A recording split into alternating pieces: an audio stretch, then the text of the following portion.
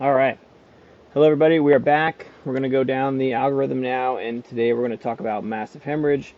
Yes, last talk we talked about Teachable C and the initial kind of teaching behind that and what went into that.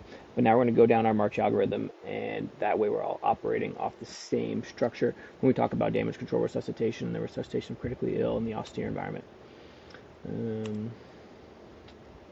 see if I can get going. All right, so here we go. Massive hemorrhage, more important than airway and trauma, always is, always has been. Kind of a blurry photo there, but basically the March algorithm is massive hemorrhage, airway, respiration, circulation, and head injury / hypothermia. Okay, so those will be basically the next 3 to 5 lectures. We will talk about all that stuff. We're going to talk about pathophys, then we're going to talk about kind of how to stop bleeding. Here's a lot of things we're going to talk about. So what makes me bleed my own blood? Why is bleeding bad for me? This is the pathophys section. And then how to stop bleeding in tactical field care, because we're still operating under our Teachable C scaffold. Okay. Here is what we're not going to talk about. Sometimes people want to jump into the more exciting topics initially, but we're not going to do that until we're ready for that. That's how most training curriculums fail, is they get too crazy too early and they don't go over the basics. The basics is what make you good, not the really advanced stuff. So we're not going to talk about damage control resuscitation, damage control surgery, not in the begining. We're not going to talk about walking blood bank. We're not going to talk about whole blood transfusion. We're not going to talk about 9 lines. Somebody else can do that. Postoperative management of hemorrhagic shock, ROBOA, mostly because it just leads to increased mortality, less survivability. It's complicated. We're not going to talk about it. But a lot of CPGs are written on ROBOA, and a lot of people want to make their name on ROBOA. We're not going to talk about military working dog hemorrhage control yet, but we will at some point. All right, disclosures. I wish I had some. I don't have any. And just so we're all aware, like most of this stuff is my opinion. Theoretically, it's expert opinion because I'm an emergency physician.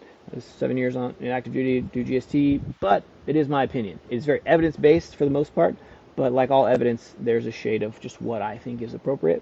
And then just for posterity's sake, these guidelines do change. So if we're watching this in the future, today it is October 23rd, 2024. So if CPGs change later and my stuff appears out of date, that's why, because I recorded it in the past. All right, what makes me bleed my own blood? What are we actually dying from, and are these injuries fixable? Because we're trying to prevent preventable death.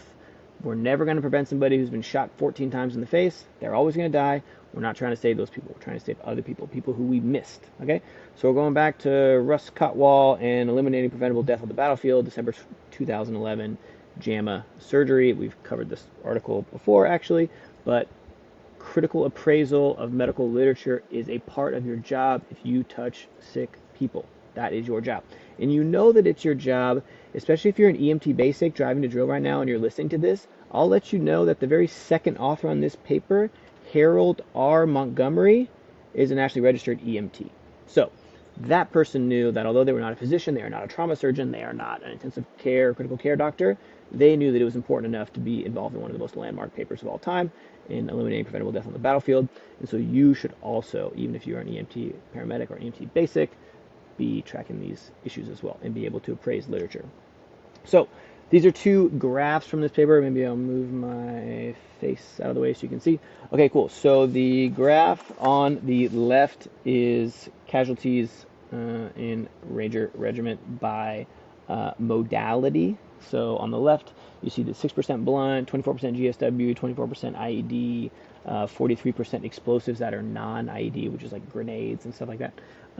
Those were all the casualties. So that is like 419 casualties. And then the graph on the right, which is 50% GSW, 31% IEDs, 9% non-IED explosives, and 9% blunt.